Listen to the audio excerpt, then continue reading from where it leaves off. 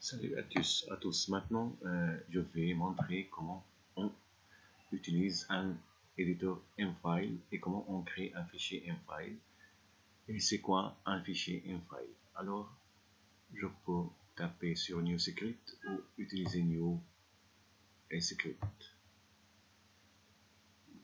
Alors voilà que l'éditeur s'affiche.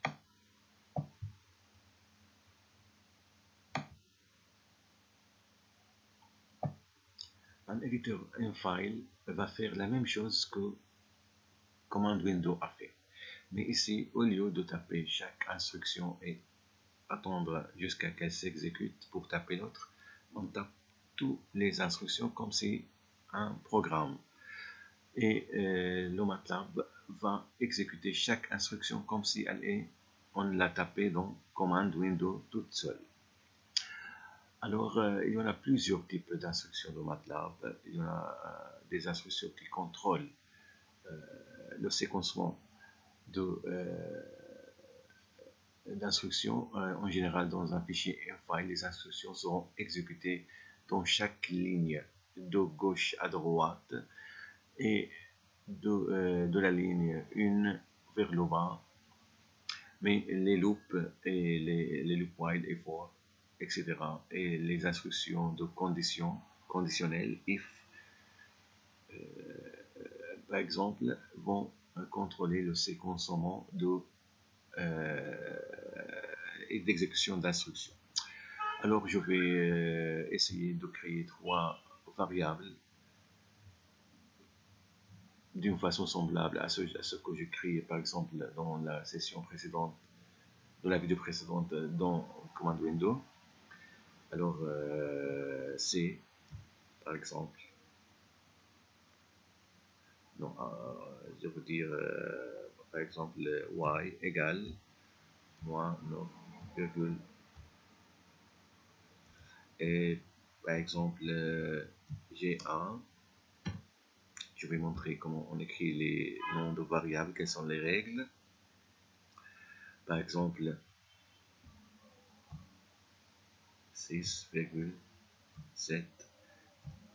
Je vais créer deux lignes.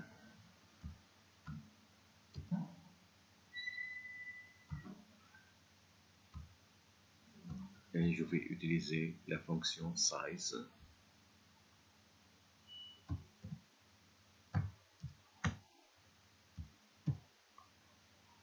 Oui, size. J1.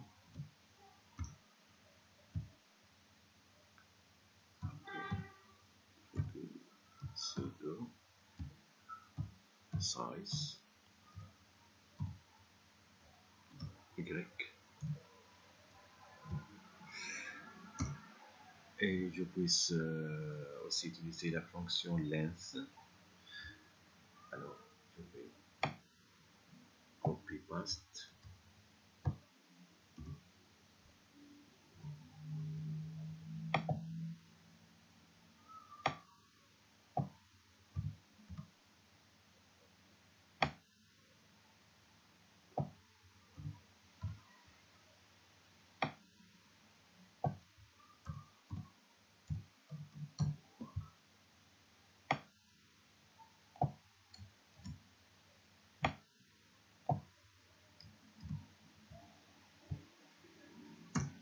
Et à la fin, je peux même aussi afficher, par exemple, utiliser une valeur qui a été créée précédemment dans Workspace et qui s'affiche dans Workspace. Par exemple, R. Je vais montrer maintenant comment on exécute un programme ou un fichier M-File. Il faut d'abord voilà l'éditeur, Save As. On choisit où on va enregistrer le fichier.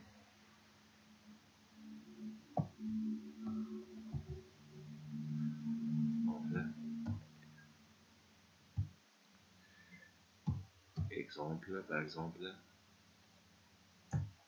MATLAB.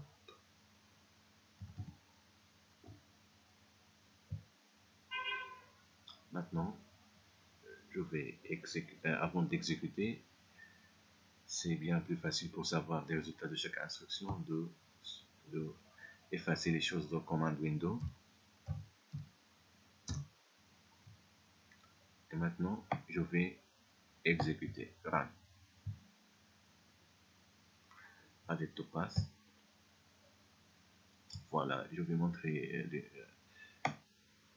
chaque instruction où est son résultat. Alors, y égale 1 moins 0,9. Je peux monter. Voilà. Il exécute l'instruction et tout de suite exécute celle qui est après. Alors, G1, c'est une matrice de 2 lignes et 2 éléments dans chaque ligne. Je continue.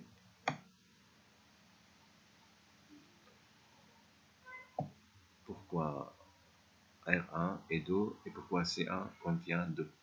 Parce que G1, il y en a dans G1 2 lignes et 2 colonnes. Je continue. Dans Y, il y en a une ligne et une colonne. Une seule valeur, un seul élément. Je continue.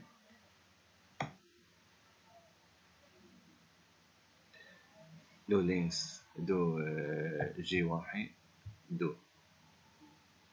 Le length donne soit le nombre de lignes, soit le nombre de colonnes, mais celui qui est le plus grand en général. On l'utilise en général avec les arrêts. N2, 1 pour le Y. Et regardez, R, j'ai créé R avant le fichier file, mais puisque le workspace il s'affiche dans le workspace, je peux l'utiliser n'importe où dans le mfile ou après le onFile. Ça va le rien. Alors, et voilà, le R1, c'est tout. Merci, à la prochaine vidéo.